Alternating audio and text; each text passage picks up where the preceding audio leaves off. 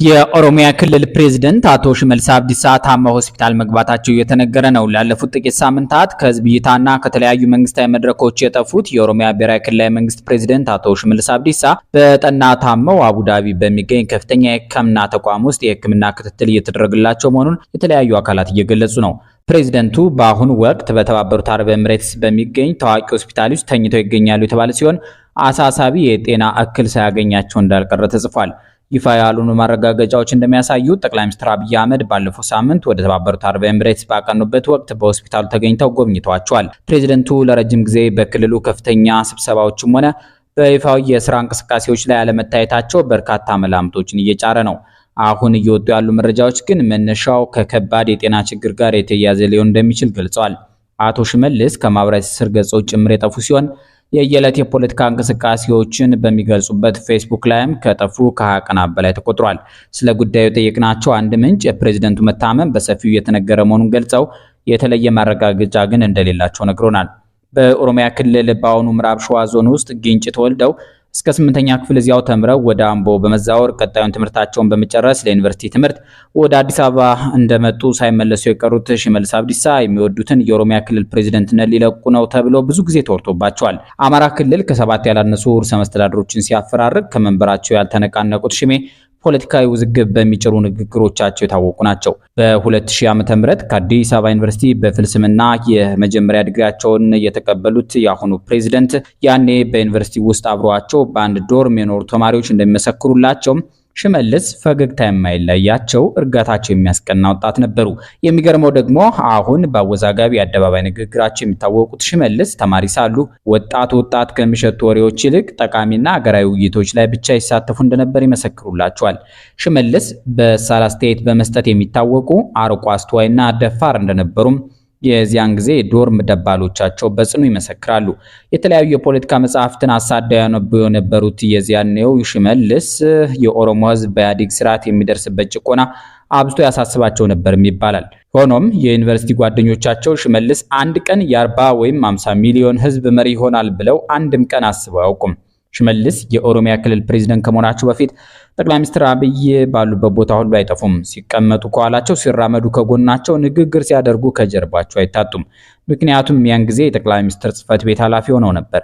ሽሜ ከዚያ ቀደም በተለያዩ ተቋማት ውስጥ በልዩ ልዩ ኃላፊነቶች ስኬታማ የስራ ልምድ እንዳላቸው ይነገርላቸዋል። ለአብነትም በኦሮሚያ ክልል መንግስት የልማት ድርጅት በተለያዩ ኃላፊነቶች እንዲሁም የክልሉ ፕሬዝዳንት ጽህፈት ቤት ውስጥ የህዝብ ግንኙነት ኃላፊ፣ የክልሉ ከተማና ቤቶች ልማት ቢሮ ምክትል ኃላፊና የኮንስትራክሽን ቢሮ ኃላፊ ሆነው ሰርተዋል። የመጀመሪያ ዲግሪያቸውን በማዕረግ የጨረሱ ሽመልስ ሰቃይ በመሆናቸው በረዳት መምህርነት ለጥቂት ጊዜ በአዲስ አበባ ዩኒቨርሲቲ ማገልገላቸው፣ በሰብአዊ መብት ሁለተኛ ዲግሪ መስራታቸው እንዲሁም ከአንድ የደቡብ አፍሪካ ዩኒቨርሲቲ በሊደርሺፕ የድህረ ዲግሪ ትምህርት መማራቸው ብዙም ከማይታወቀው ታሪካቸው የሚጠቀስ ነው። በኢትዮጵያ ሀገረ መንግስት ውስጥ ኦሮሞ ደማቅ አሻራ እንዳለው በጽኑ የሚያምኑት ሽመልስ ከጠቅላይ ሚኒስትር ጽህፈት ቤት ኃላፊነታቸው የኦሮሞ ህዝብ የበላይ ጠባቂ ሆነው የተሾሙት በአብይና በለማ መገርሳ መካከል ንፋስ ሽው ማለቱን ተከትሎ ነው። ከሌሎች ክልል ጓዶቻቸው ጋር ተባብረው በ2010 የመጣውን ለውጥ እንዳዋለዱ በስፋት የሚነገርላቸው ኦቦ ለማ መገርሳ ከኦሮሞ ህዝብ ባለፈ ሀገራዊ መወደድ አትርፈው እንደነበር አይረሳም። ይህ እየዋለ ሲያድር ለለውጡ ሊቀመንበር አብይ አህመድ አሳሳቢ እየሆነ የመጣ ሲሆን ለማ የኢህአዴግ ግንባር ድርጅቶች ወደ አንድ ሀገራዊ ፓርቲ መዋሃድ አለባቸው የሚል ሀሳብ ሲያቀርቡ ሳይታሰብ በጽኑ የሚቃወሙ አመራር ሆኖ ተገኝተዋል። ይህም ለጠቅላይ ሚኒስትር አብይ ሰርግና ምላሽ የሆነላቸው ሲሆን ለማ የሚወዱትን የፕሬዝዳንትነት ዙፋን ነጥቀው ለትንሽ ጊዜ ወደ ሚኒስትርነት በማምጣት የክልሉን የመሪነት በትረ ስልጣን ለኦቦ ሽመልስ አስረከቧቸው። ምንም ለውጡ እንዲመጣ በጽናት ከታገሉ የኦህዴድ አባላት መካከል ኦቦ ሽመልስ አንዱ ተደርገው ቢወሰዱም ያኔ ይሁን አሁን ላይ የለማ መገርሳን ያህል ተቀባይነትና የህዝብ ፍቅር አላገኙም።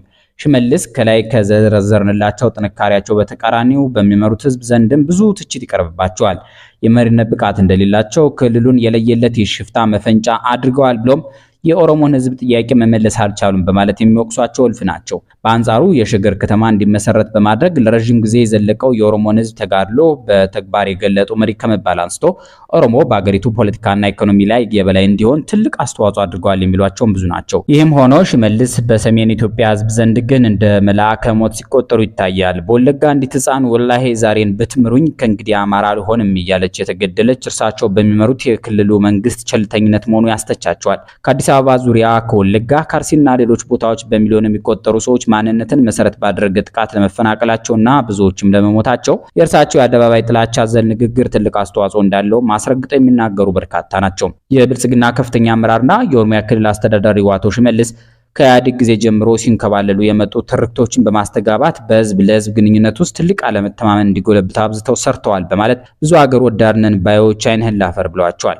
ኦቦ ሽመልስ በአንዳንድ አስደንጋጭ አደባባይ ንግግራቸው ከነገ ይልቅ ትናንትን ከተስፋ ይልቅ ቂምን አዝለው የሚኖሩ ጽንፈኛና ሸፍጠኛ ሰው አድርገው የሚስሏቸው ሞልተዋል። አባይን ተሻግረን ቁማር ተጫውተናል፣ ነፍጠኛን በሰበረን ቦታ ሰብረነዋል፣ የኦሮሞን ስብራት ጠግነናል፣ እንዲሁም ኢሬቻን በቀጣይ ቀይ ባህር እናከብራለን በሚሉ አወዛጋቢ ንግግሮቻቸው የሚታወሱት ኦቦ ሽመልስ አሁን ግን በእግዚአብሔር እጅ ተይዘው ከሞት ጋር በቀዳዳ እየተያዩ ነው ተብሏል። ኦቦ ሽመልስ ለረጅም ጊዜ የክልሉ መሪ ሆነው ለመቆየታቸው የተለያዩ መላምቶች ይቀርባሉ። አንዱ መላምት ሽመልስ የአብይ ቀኝ እጅ በመሆናቸው ነው ይባላል። በተጨማሪም ከአክራሪ የኦህዴድ ሰዎች በአብይ ላይ ሊቃጣ የሚችልን የማስወገድ ሙከራ ለመመከት ሽመልስ እንደ ጠንካራ በር ሆነው እያገለገሉ እንደሆነ ይሰማል።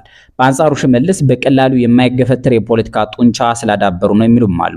ሽመልስና ሌሎች የኦሮሞ ሊቃን ያሉበት ህቡ ቡድን ጥቅሙን ለማስጠበቅ ከፍ ሲልም አብይን ለመተካት እየጠበቀ ነው ይሉታል። እናም አብይ ሽመልስን ማንሳት በቀጥታ ከዚህ ቡድን ጋር መላተም ሆኖባቸው ነው ሲባል ይሰማል። አብይ መፈንቅለ መንግስት የሚያሰጋቸው መሪ መሆናቸው ተደጋግሞ ይነገራል። እርሳቸው ይህን ጉዳይ አብዝተው ከመፍራታቸው የተነሳ በተለያዩ ጊዜያት ከሚያደርጓቸው ንግግሮች ልብ ማለት ይቻላል። በአንድ ወቅት ለካቢኔያቸው ባደረጉት ንግግር እኛ ከውስጥ ሆነን ኢህአዴግን አፍርሰናል፣ አሁን ላይ ግን ከስማችን በላይ እርግጠኛ የምንሆንበት ነገር ቢኖር ብልጽግናን ከውስጥ ሆኖ ማፍረስ እንደማይቻል ነው ብለው ነበር። ስለሆነም አንድም ከኦሮሞ መሪዎች፣ ሁለትም ከወታደሩ መሪዎች፣ ሶስትም ከወደ አማራ ክልል በኩል ከስልጣን ላይ መገፍተር ሊገጥማቸው እንደሚችል አብዝተው እንደሚጠራጠሩ ይወራባቸዋል። ከኦሮሞ ፖለቲከኞች የሚቃጣባቸው መፈንቅለ መንግስት ለማብረድ ከወሰዱት እርምጃ የቀድሞ የአዲስ አበባ ከተማ ከንቲባና የማዕድን ሚኒስትር ኢንጂነር ታከለ ኡማን በትምህርት ሰበብ ከሀገር ማባረራቸው ነበር። አሁን ባለው የኦሮሞ አስተዳደር ውስጥ ከፍተኛ የበላይነት ያላቸው የአምቦ አካባቢ ተወላጆች መሆናቸው የሚጠቀስ ሲሆን ለአብነትም ታከለ ኡማ፣ ሽመልስ አብዲሳ፣ ደመላሽ ገብረ ሚካኤልና ሌሎችም የሚመሩት አስጊ ቡድን አለ። በኦሮሞ ስልጣን ውስጥ ሌላኛው ተሰሚ ኃይል የአርሲ ተወላጆች ስብስብ ከዚህ ቡድን ጋር ተጣምሮ ለጠቅላይ ሚኒስትር አብይ ትልቅ የስጋት ምንጭ መሆኑ ሲጠቀስ ቆይቷል። ስለሆነም አብይ ታከለና ለማ መገርሳ ለትንሽ ጊዜ በሚኒስትርነት አቆይተው ከሀገር እንዳስወጧቸው ሁሉ ሽመልስንም በዚሁ ማቆያ ስፍራ ሰንብተው ወደ አንዱ ሀገር ሊሸኟቸው እንደሚችሉ ሰፊ ግምት ተሰጥቶ ቆይቷል። አሁን ባለው የኦሮሞ አስተዳደር ውስጥ ተገፍተናል የሚል ቅሬታ ያላቸው የሰሜን ሸዋ ኦሮሞዎች የተገኙትን አዲሱ አረጋን ፕሬዝዳንት አድርገው ለመሾም መወሰናቸውም የአርሲና የአምቦ ተወላጆችን ድብቅ ሴራ ጉልበት ለማሳጣት ሳይሆን እንዳልቀረ ነገር አዋቂዎች ከተናገሩ ቆይተዋል። ጠቅላይ ሚኒስትሩ በኑሮ ውድነት በወንበዴና ዘራፊ ቡድን እንዲሁም በድህነት ናላው የዞረ ኢትዮጵያ ሕዝብ በንዴት ሆ ብሎ ወደ አደባባይ እንዳይወጣ ወይም ደግሞ እንደ ስሪላንካ ሕዝብ ቤተመንግስታቸውን ወርሶ አልወጣም እንዳይል እንደ ሕፃን ጡጦ አጀንዳ እያቀበሉት ነው የሚሉም አሉ። በአንዳንድ ፖለቲከኞች ዘንድ ሽመልስ በተለይ የአማራ ሕዝብ ዋነኛ ጠላት እንዲሁም በኢትዮጵያ አንድነት ጸር ናቸው ተብለው ከተፈረጁም ቆይተዋል። የኦሮሚያ ክልል ርዕሰ መስተዳድር ኦቦ ሽመልስ አብዲሳ የሚወራባቸው የጤና እክል እውነት ከሆነ እግዚአብሔር እንዲምራቸው እየተመኘን ዝግጅታችንን አጠናቀናል። ሰናይ ጊዜ